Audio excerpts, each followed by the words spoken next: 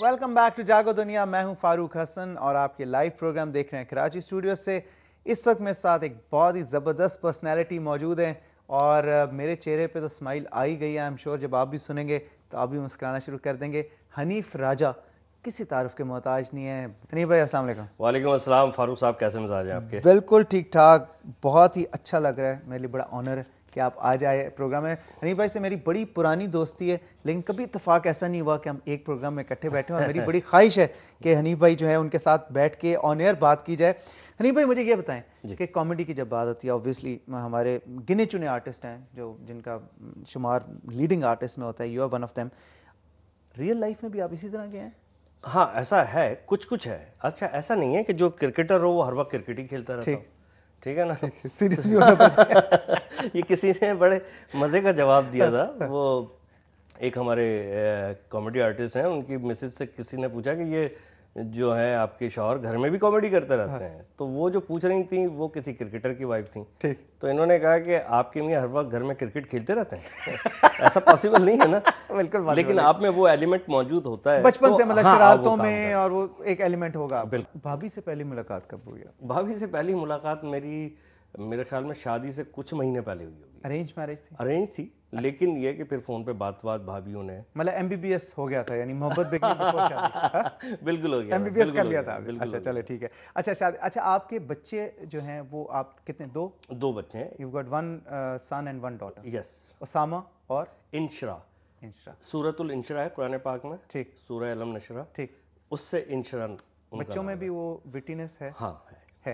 उसामा? बिल्कुल, बहुत माशाल्लाह, दोनों में, इंशरा में भी और उसामा भी। अच्छा। और दोनों के मुझे एक चीज़ की बड़ी खुशी होती है कि दोनों में बड़े मुख्तलिफ वो हैं, सलाहियतें हैं। ठीक। उसामा लिख भी बहुत अच्छा सकता है, उसामा में डायरेक्शन की सलाहियत भी है। अच्छा, एक चीज़ है जो ज़रा ज़्यादा है उसमें, वो एनर्जेटिक माशाल्लाह ज़्यादा है। तो वो सम टाइम ऐसा होता है कि हम भी चिढ़ जाते हैं उसके ओवर एनर्जी। हाँ, बिल्कुल ओवर एनर्जेटिक है ना। वो चाहता है मैं नात में भी हिस्सा ले लूँ, हाँ, मैं स्पीच में भी हिस्सा लूँ, मैं ड्रामे में। फिर मैंने एक दिन उसको समझाया कि देखो ये अच्छी बात है, लेकिन अगर तुम सब कुछ करोगे तो किसी एक में नुमाया हो, फोकस करो एक चीज पे। वो उसकी समझ में फिर बात आई। एक दिन उसने हैरान कर दिया, क्योंकि हमारा प्रोडक्शन हाउस भी है उसामा प्रोडक्शन, जिसे आप छुप छुपा के देखते हैं। बिल्कुल बिल्कुल। एक दिन उसको पोल्यूशन पे डॉक्यूमेंट्री बनाने को मिली बिकन हाउस स्कूल में, पूरे कराची में एक कोई कंपटीशन था। मुझे पता भी नहीं, उसने 12 मिनट की डॉक्यूमेंट्री फारूक खुद लिखी। अच्छा। उसने खुद ही शॉट लिए, मेरा हैंडी कैम बाहर ले गया मेरे भतीजे वगैरह के साथ, रक्षे का धुआं हुआ और इधर उधर, और कुछ बच्चों से आग जला के वो उसने शूट किया। और ये 13 साल का है? हाँ, और मेरे घर के सामने पार्क है, वो पार्क के उसने दरख्त जो उससे हवा से हिल रहे हैं उसका, ताकि तजाद दिखा सके कि पोल्यूशन ऑक्सीजन खत्म करती है। और मेरी बड़ी भाभी को खांसता हुआ दिखाया, वो शूट कर लिया। और होम प्रोडक्शन। होम प्रोडक्शन, उसकी पूरी नरेशन लिखी और एडिटर के पास मेरे वो खुद ही ले गए, शुजा के पास एडिट वगैरह कराया। और फिर जब उसने मुझे दिखाया तो मुझे यकीन ही नहीं आया कि ये इस तरह। हाँ, और मैंने उसको अप्रिशिएट भी किया। मैंने कहा गुड, मैंने कहा अच्छा है, सरप्राइज देना चाहिए, लेकिन सरप्राइज इस तरह का देने से पहले अगर तुम और पूछ लेते तो तुम्हारा और फायदा होता। सही। अच्छा अनिल भाई, आपने बहुत सी चीजें फर्स्ट टाइम शुरू की पाकिस्तान में। एक कैंडिड कैमरा वाला जो कॉन्सेप्ट था, कैसा आपका प्रोग्राम, फिर चुप छुपा के राजा के साथ, ठीक, और उसमें बड़ी शरारतें भी, और बड़े आर्टिस्टों के साथ, नामवर लोगों के साथ भी आपने बहुत बड़े अक्सर हम देखते थे प्रोमो में भी, जहाँ लोग नाराज हो रहे हैं, फ्रेंड हो रहे हैं, क्या बदतमीजी है। कभी किसी ने जेन्युइनली नाराजगी का? बहुत सारे लोगों ने, मुझे याद नहीं आ रहे नाम, लेकिन और मैं लेना भी नहीं चाहूंगा। तो उन्होंने बड़ा जेन्युइनली, अच्छा, उसमें हमारी कुछ हिमाकतें भी शामिल थी इनिशियली स्टेज पर। हम खुद इस चीज को सीख रहे थे। अच्छा। हुआ ये था कि एनटीएम एक चैनल था, और वो ऐसा था फारूक, पीटीवी के बाद एनटीएम एक नया और मॉडर्न चैनल आया था। 100 स्टार प्लस की व्यूअरशिप और एक एनटीएम की, इतना देखा जाता था। बाद में डिश आना शुरू हुआ, तो उस पर एक कहा गया कि 25 मिनट का एक स्लॉट है, उस पर कुछ बनाना है। फिर किसी ने कहा यार कुछ कैंडिड कैमरा, मैंने कहा हाँ कैंडिड कैमरा होना चाहिए। फिर नाम वाम डिसाइड किया गया। फिर एक सवाल उठा कि क्या पाकिस्तानी कौम जो है, हमारा पाकिस्तानी मुआशरा, वो इस किस्म का मजाक बर्दाश्त कर लेगा? मैंने कहा मेरा ख्याल है कर लेगा। सबने अपोज किया, लेकिन मैं डट गया। मैंने कहा उसकी वजह यह है, मैं वन मैन शो करता हूँ। उस वक्त मैं सिर्फ वन मैन शो करता था, शोज में होस्टिंग कॉम्पेयरिंग नहीं करता था। मैंने कहा मैं वन मैन शो करता हूँ, उसमें से कोई अगर आवाज लगा देता है तो मैं उसका जवाब भी देता हूँ। तो कभी ऐसा नहीं हुआ कि झगड़ा हुआ, वो एंजॉय ही कर रहा होता है। ये सेंस इस कौम में मौजूद है, इसको उजागर करने की जरूरत है। हमने एक टेस्ट रिकॉर्डिंग की। वो जब करके लाया तो वो बेचारा 3 डब्बे वाले के साथ लड़के करके लेके आ गए और वो दिखाया तो वो उसको डरा रहे थे। मैंने कहा ये हैरेसमेंट है, हमने हैरेस नहीं करना है, हमें डराना नहीं है, हमने मजाक करना है। मजाक करना है। एक बात तो हमारी समझ में ये आई, हमने एक एपिसोड शूट किया, मैनेजमेंट ने देखा एनटीएम की, वो ऑन एयर हुआ है फारूक, उसके बाद मतलब रातों रात जिसे शोहरत बिल्कुल मिलना कहते हैं ना, वो मैंने वहां देखा। ठीक। मतलब ये कि पहले भी देखते थे लोग और हाँ हनीफ राजा जा रहा है, हनीफ क्या हाल है, ठीक है, इतना उसके बाद वो लपक आ गई इस तरह कैसा, तो वो बिल्कुल ही चेंज हो गया। आइडियाज कंसीव कौन, आप खुद करते हैं? अल्हम्दुलिल्लाह 99%। यानी सारी शरारतें आपकी होती हैं ऑलमोस्ट, और मुझे कुछ मतलब लोग टिप्स भी देते रहते हैं, उनको भी मैं लिखता भी रहता हूँ, बैक ऑफ द माइंड भी रखता हूँ। मुझे बताएं, एक प्रोग्राम मैंने अभी देखा, मैं ख्याल में अभी भी शायद चल रहा है, अंदर की बात राजा के साथ जी, और उसमें आपने डॉक्टर बनने का जो आपका मतलब शौक था वो आपने नहीं, मेरा नहीं था कभी आपका शौक नहीं था, लेकिन आपने उसमें डॉक्टर वर्दीमान मैं देखता हूँ बाकायदा एक एक्सरे आता है और उसे आप फिर एग्जामिन करते हैं और उसमें अजीब सी तस्वीरें बनी होती है, किसी के दिल में आप किसी हीरोइन की तस्वीर लगाते हैं। ये कॉन्सेप्ट कहां से आया? जैसे हमने मुसर्रत शाहीन के दिल का एक्सरे किया तो उनके दिल में मौलाना फजलुर रहमान का फोटो आया। अच्छा इसका क्या लॉजिक? और ये एक सिंबॉलिक है, ये तो सब मजाक है, ऑब्वियसली, लेकिन इस मजाक के पीछे एक फिलॉसफी है, फलसफा है। भाई देखें, जो फारूक हसन हो या हनीफ राजा हो, हम एक बिहेवियर तो अपने अंदर मौजूद रखते हैं ना, बिल्कुल ठीक है ना, और जो ह्यूमन बिहेवियर्स हैं आपके अंदर भी है, गुस्सा भी आपके अंदर है, मेरे अंदर भी है, और मोहब्बत भी आपके अंदर, मेरे अंदर भी है, ठीक है, जेलसी आपके अंदर भी कहीं ना कहीं होगी, चाहे वो पॉजिटिव हो जाए, उसको रश्क का नाम दे दें, वो मौजूद है। यही हमारा कॉन्सेप्ट था, यही मेरा कॉन्सेप्ट था, और ये जरा फेक उसको जरा सा एग्जिजरेट ज्यादा कर दिया। वो दो वैसे आते हैं, हाँ, दिल का तो एक्सरे होता नहीं है ना, लेकिन इसको जरा एग्जिजरेट कर दिया कि दिल का एक्सरे, कि आपके दिल में है क्या असल में। और बड़े बड़े लोगों, शेख रशीद साहब को भी मैंने देखा, हाँ, उनके दिमाग का एक्सरे आया तो उसके अंदर सेहरा बना हुआ था शादी की ख्वाहिश शेख रशीद साहब की, बहुत मजे की। तो आप इन चीजें, इन ख्वाहिशात पे प्ले करते हैं? वो बहुत मजे का था, और उसको कर रहे हैं, और माशाल्लाह बहुत अच्छा रहा। अब बहुत सारे लोग तो समझ जाते थे कि यार हो तो मजाक रहा है, लेकिन इस मजाक में मुझे अलग से कह दिया करते कोई किट ना लगाई। तो फिर आप मानते थे उनकी बात? देखिए, मैंने कभी ऐसा नहीं किया है। बदतमीजी का इंप्रेशन बनाना, एक इमेज बनाना बहुत जरूरी है। मेरा इमेज ही नहीं है कि मैं किसी को बहुत रिडिक्यूल करूंगा या कोई बहुत ऐसी चीप या छोटी बात कर जाऊंगा, इस हद तक नहीं। मजाक करें जरूर, इतना करेंगे जरा वो हड़बड़ा जाए, लेकिन ऐसा ना होना कि बेचारे की बेइज्जती हो जाए। अच्छा, छुप छुपा के की टीम ने कभी आपके साथ भी कोई कैंडिडेट कैमरा? बिल्कुल किया है। बड़ी शरारती टीम ने मुझे। क्या क्या हरकत की थी? उन्होंने कहा कि अच्छा, डरते भी थे मुझसे, ठीक है ना, और वो कि हनीफ भाई यार नाराज ना हो जाए। वो मेरे दोस्त हैं, उनका शोरूम है कराची में अलादीन पार्क के पास।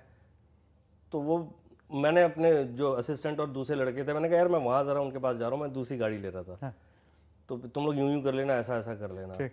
मैं वो 2-3 घंटे पहले बताया कि फिर मैं अपने कामों में लग गया, और दूसरे इन्होंने वहाँ सब कुछ सेट कर दिया, और एक उन्होंने बंदा बना लिया जो फकीर वकीर का गेटअप करके, और यार वो लिपट गया बस मुझसे। और उस दिन मुझे अंदाजा हुआ कि सयाद अपने दाम में, क्या है वो, खुद अपने दाम में सयाद आ गया, ठीक है ना। तो वो किस तरह फंसता है बंदा खुद ही, और मैं उसको महसूस नहीं कर पा रहा हूँ कि ये मेरे साथ मजाक हो रहा होगा। बट वो जब उन्होंने डिस्क्लोज किया, मेरी टीम ने माफिया मांग रहे हैं, मैंने कहा तो फिर आपको अंदाजा हुआ कि कितने अच्छे लोग हैं कि लोग क्या समझते होंगे, बता अगर आपको उन्होंने कर लिया तो। बहुत अच्छा किया था वो उन्होंने, वो 2-3 दफा चलाया, बहुत मजेदार था। अली भाई, आपने स्टेज भी किया, आपने टेलीविजन भी किया, और आपने फिल्म्स भी की, 2 फिल्मों में आपने काम। क्यों फिल्में, क्योंकि आपने छोड़ दी? मतलब कि आई थिंक शकील सिद्दीकी साहब भी गए, उन्होंने भी काफी फिल्में की, आपने क्यों? देखिए, वो असल में मैं हूँ, शकील हो या कोई भी हमारे एरा का बंदा हो ना, उस दौर में जब हमने फिल्में की तो उस वक्त फिल्म एकदम बहुत बूम पे आई और फिर एकदम खत्म होना शुरू हो गई। ये बात 95 की है। ठीक है, मैडम शमीम आरा, सैयद नूर साहब, इनका बड़ा मजे का एक वो है किस्सा। शमीम आपा अगर सुन रही हो, मैडम शमीम आरा, तो वो खुद भी इस बात की गवाही देंगी। उन्होंने दबीरुल हसन साहब से कहा कि ये हनीफ राजा चाहिए फिल्म, ये वही है ना। उन्होंने कहा हाँ, उन्हें कहना कि हनीफ राजा को फिल्म में लेना है। मैं पता नहीं पाकिस्तान से बाहर गया था, या मेरा नाम लिया या उन्होंने इशारे से किसी ड्रामे में कहा।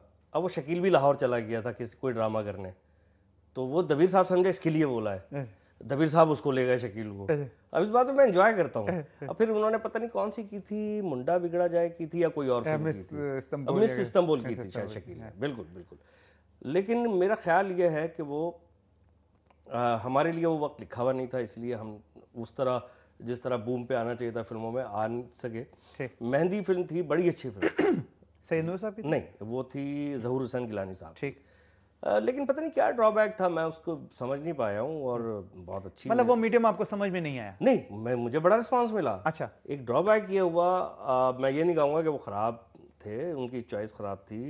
गालिब कमाल उसमें हीरो थे, साहिबा हीरोइन थी, लेकिन शायद वो लोगों के मिजाज की नहीं थी फिल्म। कोई बात होगी। दूसरी फिल्म कदरे बेहतर थी और बहुत मैं कहूँगा अच्छी थी, तेरे बिन जिया ना जाए। सही। इमरान मलिक जो परवेज मलिक साहब जी जी जी जी, बिल्कुल बिल्कुल, उन्होंने डायरेक्ट की थी। ठीक। और मैं उनकी एक्टिंग भी वो अच्छी करते हैं, लेकिन मैं ये नहीं कहूँगा उनकी एक्टिंग या उस पर हीरोशिप पे तबसरा के बगैर, एक बात ज़रूर कहूँगा, वो डायरेक्टर गजब के इमरान मलिक। अच्छा। बाखुदा।